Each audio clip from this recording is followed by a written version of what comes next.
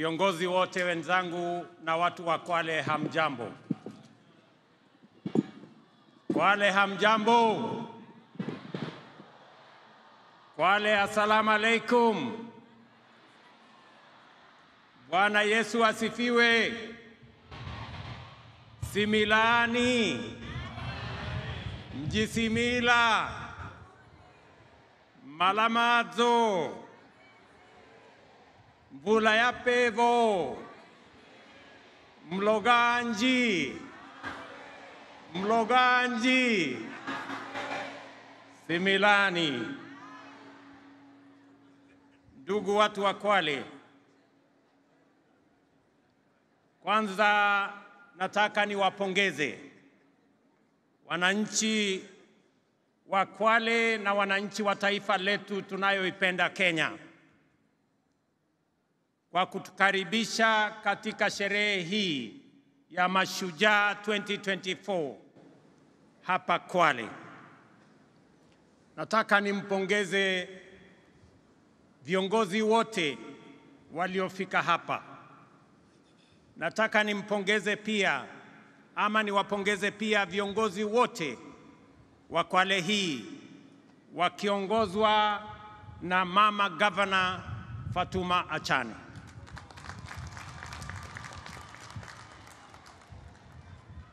Kama kungekuwa na taswishi yoyote kwamba mama Muislamu anaweza kuwa kiongozi na awe governor, sasa hiyo taswishi imeondoka kwa sababu Fatuma Achane ni governor wetu wa hapa Kwale. We can now confirm without a doubt that women leadership has a firm place in the Republic of Kenya. Pia leo asubuhi tumekuwa na jambo la kihistoria tena. Kwa mara ya kwanza katika taifa letu,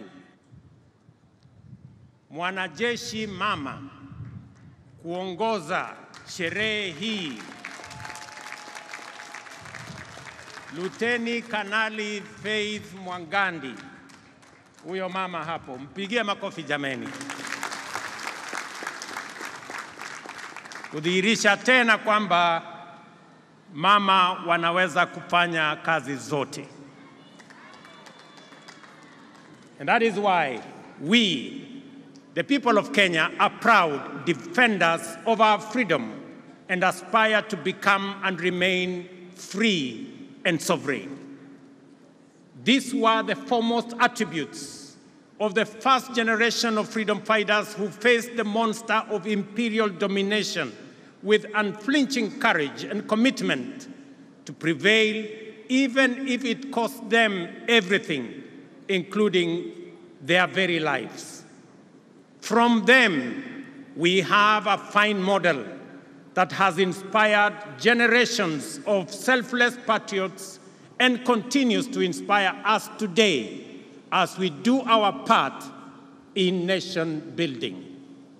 From them, we have learned that to be free, we must be united as one family that draws its strength from the unique contribution of its diverse members, and that we must see each other as equals, treat each other justly, and leave no one behind.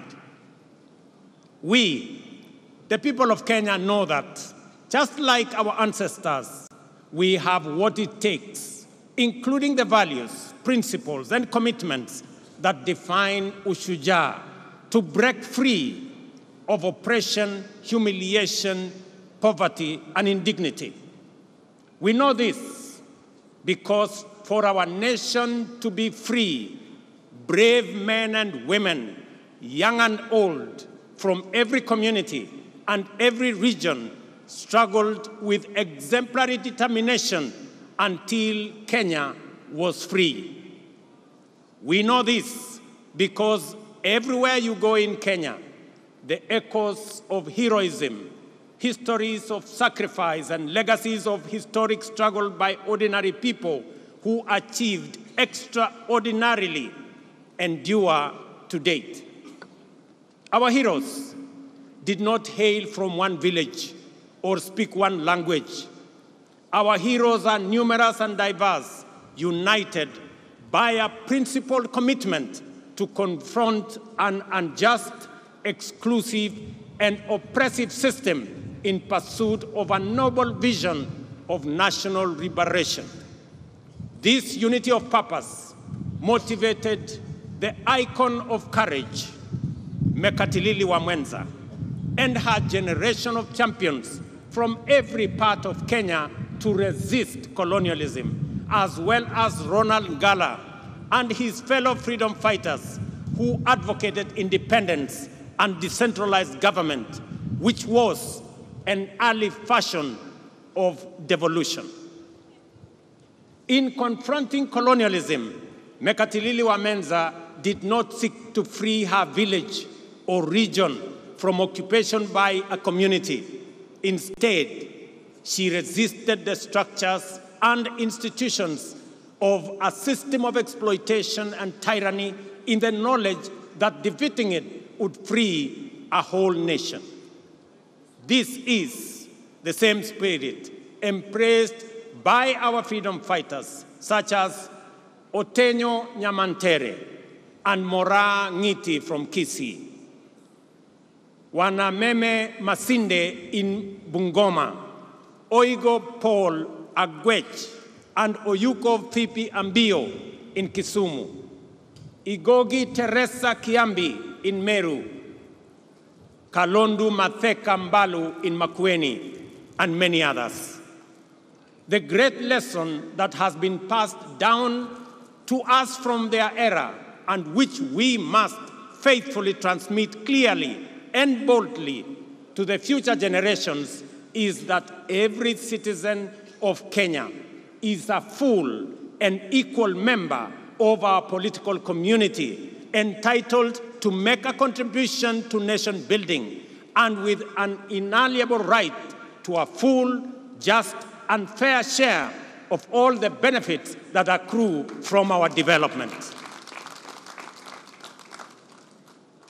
No proposition to discriminate or to unjustly diminish one while enlarging another's right is admissible anywhere.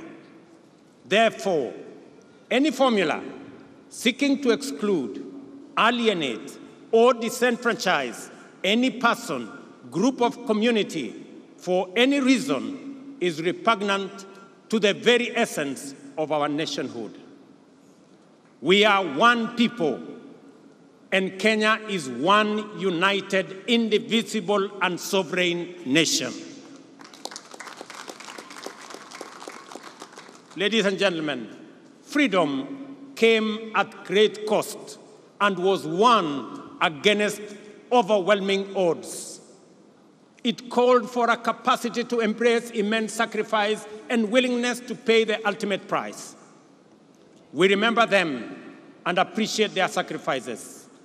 We recognize their achievements and acknowledge that the nation we have today, with its past history and future prospects, is a legacy of their work, commitment, and life. Every day, the Constitution commands us to honor our freedom fighters who struggled heroically to bring freedom and justice to our land by living up to the spirit of Mashujaa in the way we relate with one another, pursue our vocations, and build our nation. Article 10 of the Constitution shows us how to be Mashujaa in our own way, day by day, every day. The freedom fighters were inspired by enduring universal principles and values which have transcended generations and live with us today. Unity, sharing, integrity, courage, determination, and patriotism are our sources of strength in the face of difficulty, risk, and danger. The struggle for freedom is the overwhelming and everlasting mission of humanity, because in freedom lies the opportunity to achieve peace and democracy, health and wealth, justice and dignity, equality and inclusion, as well as unity in the pursuit of prosperity individually and collectively. Freedom is the key that opens the door to sustainable progress in every sector. That is why today we are a modern, competitive economy and a devolved democratic society. Our freedom has allowed us the space to grow and perfect our nationhood, sustaining the spirit of freedom to evolve from the monopoly of liberation movement into a dynamic, pluralistic society where competition makes us stronger. Since the ultimate goal of freedom is sustainable development, the heroic struggle of our time must focus on achieving this through inclusive growth. The Mashujaa of our era calls for urgent mobilization to create wealth and jobs, reduce poverty and inequality, and protect our environment. The dedication we bring to these tasks will determine how well we uphold the legacy of Mekadilili, Wamenza, and other freedom fighters. This fact is abundantly clear to us. The persistent unemployment, severe poverty, increasing inequality, and general gross underdevelopment are not only undesirable, but are also unacceptable derogation from the legacy of our Mashujaa and the spirit of our intergenerational commitment to freedom. Recognizing this, the government formulated a plan aimed at enhancing dignity and security, creating wealth and expanding opportunities by increasing investments in infrastructure development, essential service delivery, and the productivity of key strategic sectors. The bottom-up economic transformation agenda is Kenya's economic freedom charter, which mobilizes unprecedented levels of investment into the most impactful sectors in providing essential public services inclusively and affordably, multiplying incomes and creating millions of new, good jobs for our many well-educated and highly skilled young people. The priority sectors identified as the strategic pillars of the bottom-up economic transformation agenda have enabled us to galvanize the national development agenda by mobilizing local and foreign investments, significantly improving the reach, efficiency, and impact of services, and creating jobs at a sustained incremental rate. We are driving agricultural transformation through major interventions across all value chains, including fisheries and aquaculture, horticulture and food crops, livestock, beekeeping, and rangeland development. Investments are being made to boost production and supply of quality inputs, provide extension services, reduce post-harvest losses, and maximize returns for producers. These efforts are aimed to increase economies of scale through aggregation, agro-processing, value addition, and exports. Let me announce to farmers across Kenya that we have just concluded the process of procuring the next consignments of fertilizer and assure them that the fertilizer that we have will continue to retail at 2,500 as we committed ourselves.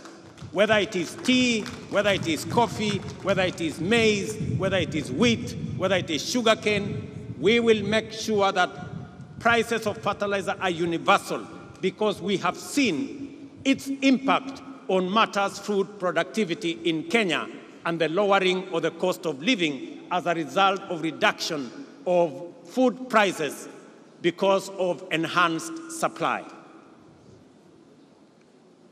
Fellow citizens, in the digital economy, we have invested in developing digital and ICT hubs in all wards and expanding last-mile fiber connectivity across the country, reaching areas previously considered remote and underserved. I must congratulate members of parliament across Kenya for being partners with us in this effort. And I want to encourage all our members of parliament to front load and to prioritize the construction of ICT hubs across Kenya so that we can give digital opportunities for our young people, because these efforts have enabled young digital creators, entrepreneurs, and workers to access opportunities not just locally, but also globally. We have also supported our mama mboga, the boda operators, small-scale traders, construction workers, and others working in the informal and the hustler economy by investing in financial inclusion through accessible loans, capacity building, and regulatory reforms to facilitate their growth. I want to commend the banking industry for extending, just last week, an additional 150 billion in loans and loan facilities to micro, small, and medium enterprises to complement our efforts in making sure that we attend to the people lower in the category. To achieve universal health coverage, we have transformed the provision of health care to enable all Kenyans access promotive and preventive services in addition to curative services. First, under an all-inclusive social health framework, and also through programs like Afya Bora Mashinani, which has onboarded over 100,000 community health promoters who provide health care directly to people in their homes.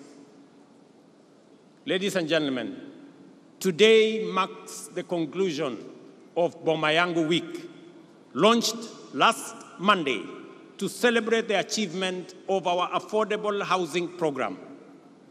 Throughout the week, we showcased significant progress in advancing this ambitious agenda, which aims to transform lives and livelihoods by providing affordable, decent homes for millions of Kenyans. On this Mashujaa Day, we recognize key initiatives such as the Kenya Urban Resilience Project, the Kenya Informal Settlements Improvement Project, and the National Climate Resilience Program, otherwise known as Climate Works. Under our bottom-up economic transformation agenda, we are committed to striking a major blow for the freedom struggle of our time by eradicating the shame of hunger in the land of plenty, taking decisive measures to significantly reduce poverty, providing all Kenyans with high-quality health care, and enhancing dignity, well-being, and standards of living for everyone. The Affordable Housing Program is central to these efforts, with a target of delivering 200,000 homes annually to meet the growing demands of housing. This initiative aims to tackle the deficit that has left many Kenyans living in insecure, unsanitary, and poorly constructed dwellings, and also fostering the growth of sustainable communities and generating jobs and opportunities across many other sectors. We all know that the future is urban. 60% of our population, not just in Kenya, but globally, will be living in urban areas. That is not a choice we can make. That is what's going to happen. But we can make a choice as to what kind of living, what kind of settlements these 60% of our citizens who will be living in urban areas, how they will live. Either they will live in slums or they will live in decent dwellings.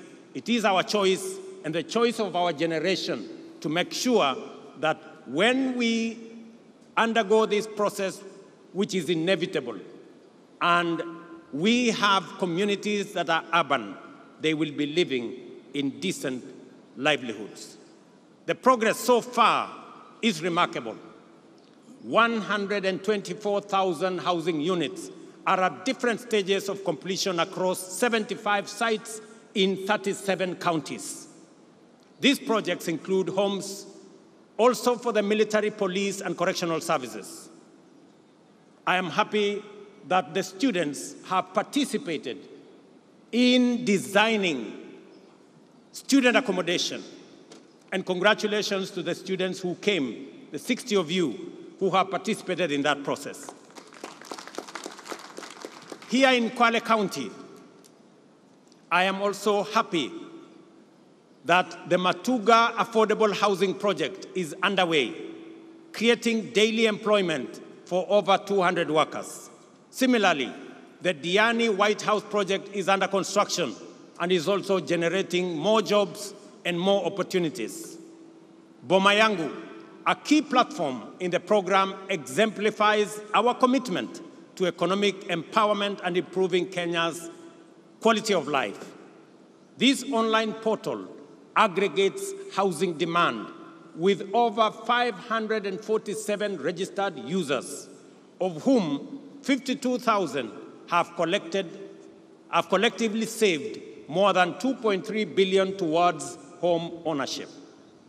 These numbers represent real individuals striving to achieve their home ownership dreams. For example, Joseph Cairo from Ruto, who began saving on Boma Yangu and has now accumulated an impressive 895,000, more than half the cost of a one-bedroom unit. Similarly, Jemima Nyaboke, a businesswoman living with disability in Nairobi, has saved 650,000, steadily and surely bringing herself closer to home ownership. Jane Mumbi Mushina, a widow and a mother of two from Nakuru, will soon move from her rented unit, which costs 1,500 monthly, to her own one-bedroom home after patiently and with determination saving for it. Likewise, David Gagiri, a 44-year-old Juakali artisan and a father of 4, is rearing and nearing the completion of his savings to move into his own house. These stories illustrate how the affordable housing program is empowering ordinary citizens, affirming their dignity and opening pathways for financial independence. In December this year, just a few months from now, we will achieve a major milestone by handing over 1,080 new studio units at the Mukuru Meteorological Site in Nairobi, with mortgages priced at $3,200 per month. This is to citizens who today pay the same amount but live in a slum, rent that does not qualify them to own the dwelling finally. The revolutionary dimension of this milestone is that finally, mortgages will no longer be the vocabulary of a lucky few, but an accessible, feasible, and convenient instrument of bottom-up empowerment, making home ownership affordable and therefore attainable. The program's benefits extend beyond housing. So far, the Affordable Housing Program has created over 160,000 jobs throughout the housing value chain. While the industry remains predominantly male, we are working to increase female participation to 30%, up from the current 20%. Our collaboration with the Juakali sector has demonstrated the Affordable Housing Program's significant potential to transform local manufacturing. In Kwale, over 200 artisans are providing essential services at various sites, fabricating components such as doors, windows, and cabinet fittings. The success of involving worker cooperatives and artisans has strengthened our commitment to support local businesses.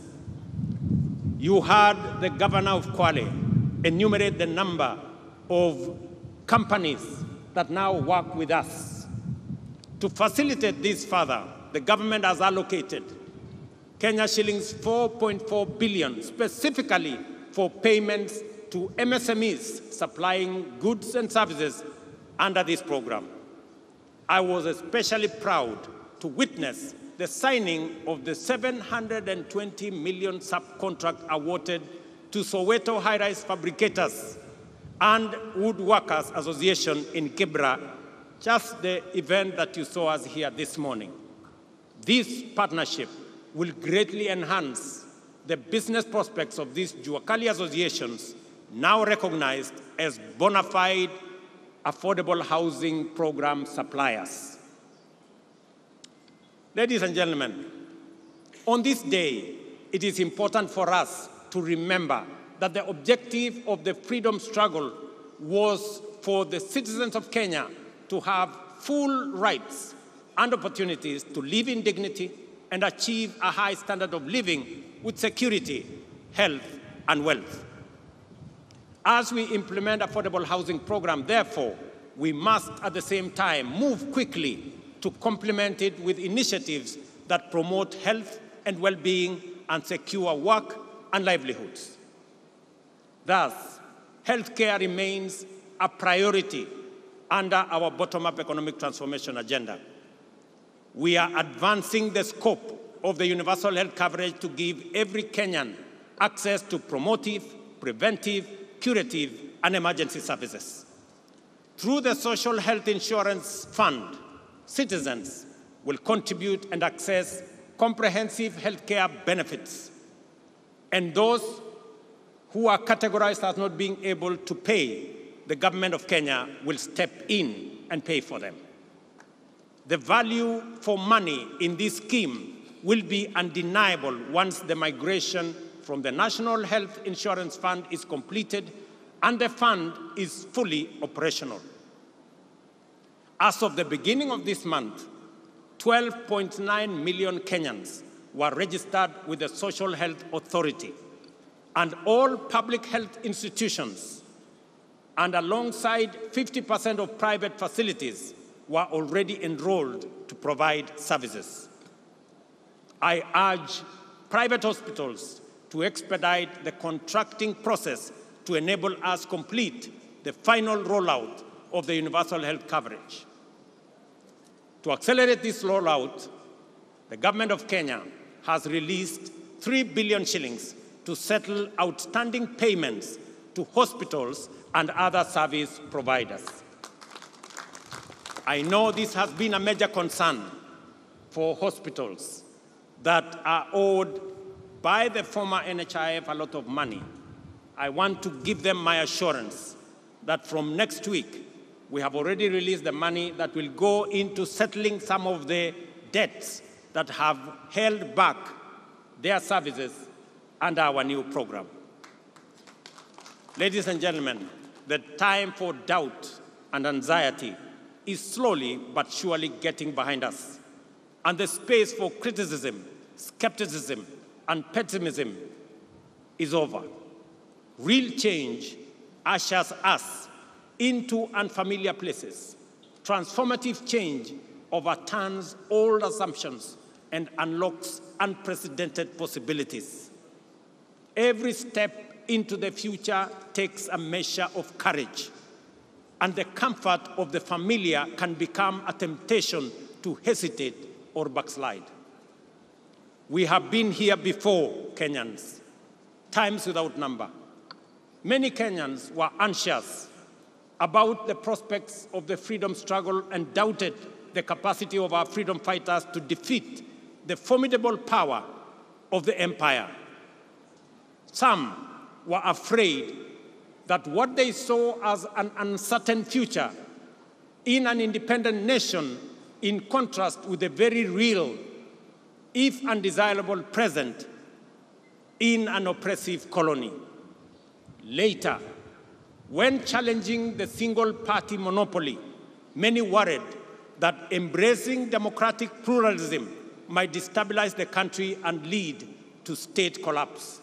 More recently, some hesitated as we took a leap of faith into a new dispensation, fearing that devolution could fragment the nation and that strong checks and balances might render the republic ungovernable. Despite these concerns, here we are, stronger than ever, facing the future with greater confidence and building a strong nation that is respected for its positive contribution, not just at home, not just regionally, but also globally. Independence, multi-party democracy, and our progressive constitution have made Kenya stronger, enabling our country to move forward and upwards, even in the midst of unprecedented challenges. What we have learned from Kenya's history of freedom struggle is this: we must not allow the fear of change to imprison us in the past, and we must have greater faith in our collective capacity to achieve inclusive transformation and usher in progress that leaves no one behind. I call on all Kenyans. I call on all Kenyans to have faith and a little patience. In matters of weeks, or in a matter of weeks, SHIF will be serving us efficiently and making the dream of universal coverage come true. I am aware that during this transition period, employees of the former National Hospital Insurance Fund will be managed in accordance with the provisions of the Social Health Insurance Act of 2023. I want to assure all the former employees and those now serving under our new outfit that no one will lose their jobs, and that I appreciate their dedication and service during this transition. We will make sure that everybody who has served in the former outfit is transitioned into the current outfit. We have implemented strong institutional and strategic measures to extend the impact of universal health coverage by developing the biomedical, pharmaceutical, and medical supplies production industries. To enhance healthcare delivery and ensure the security of medical supplies, the government of Kenya is improving the overall supply chain, starting with capacity upgrades and the establishment of Kenya Medical Supplies Agency regional distribution centers in Kisumu, Embakasi, and Mombasa. Ladies and gentlemen, the Kiswahili saying, mgaga na upwa hali wali mkavu, is an understated hint of the promise held by our blue economy. Because of the Indian Ocean, Kwale County and coastal region as a whole abound with transformative opportunities of an immense magnitude. At present, the blue economy contributes 20 billion to the economy annually and is expected to increase to over 80 billion in 5 years. This transformation will create thousands of jobs and stimulate regional economy through increased investment in various industries, enhanced export manufacturing, and expanded overall economic activity. To begin with, we are investing Kenya shillings 2.7 billion in the construction of fish landing sites and markets equipped with cold storage facilities across the country, with 1.2 billion allocated specifically to the coast region. Additionally, we are releasing 1.7 billion in grants to support 612 fishing cooperatives and groups in the region. I must commend the Ministry of Mining and Blue Economy for an excellent job that they are undertaking. The Shimoni Port, Kenya's first dedicated fish port, is now 82% complete. I came to start that project months ago. I'm very happy with the progress that is made.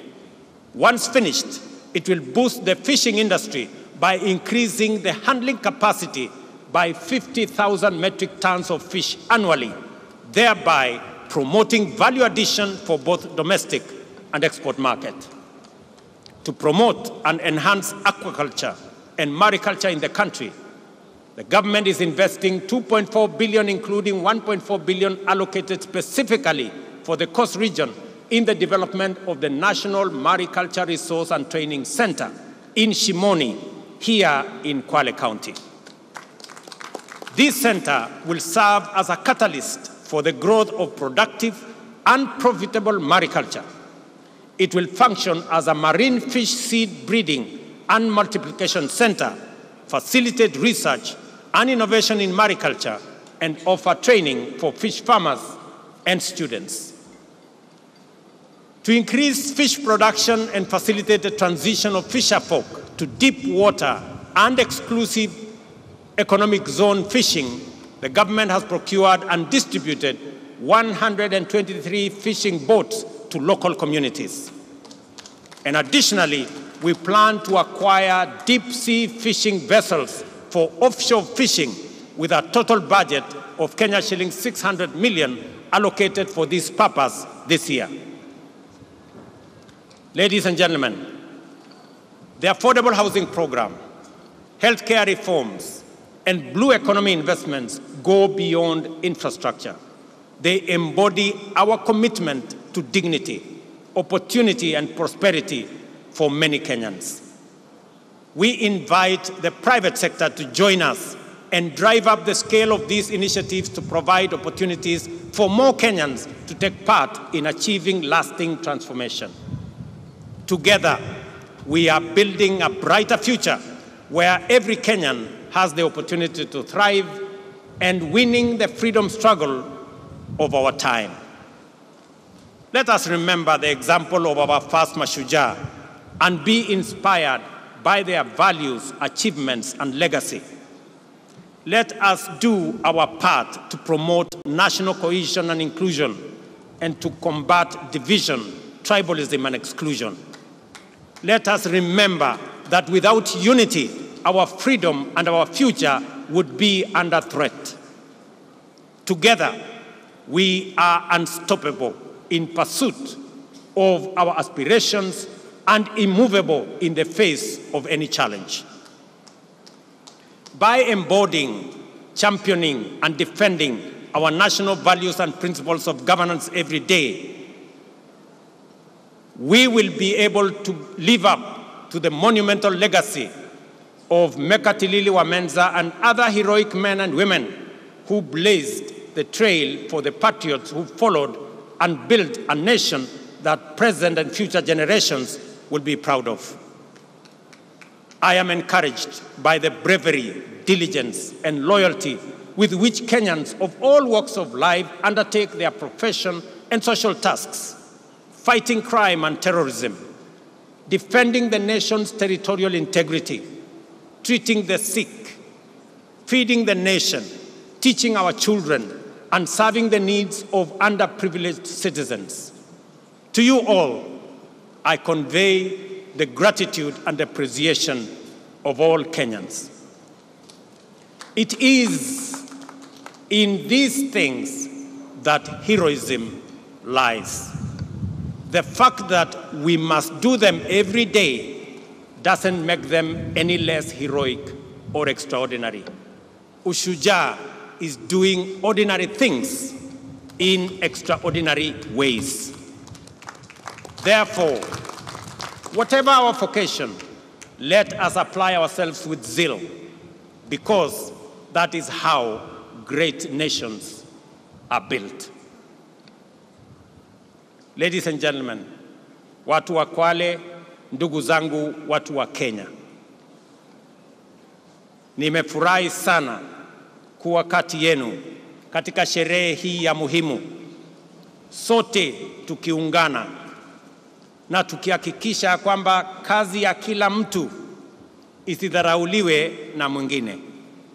Wale wote mnaochangia katika sehemu zote, yule unayesukuma pale wheelbarrow ili tuweze kujenga affordable housing, yule unayepiga randa, ndio tuweze kuwa na milango na madirisha na mambo mengine ambayo yatatusaidia kuwa na manyumba ya sawasawa. Walimu pale shuleni, mnapojitolea kufundisha watoto wetu. Wakulima shambani wanaofanya bidii ndio tupate chakula.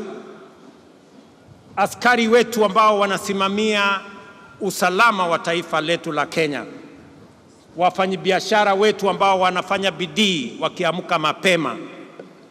Nyinyi wote ni mashujaa wa taifa letu la Kenya kwa zile majukumu mnayofanya.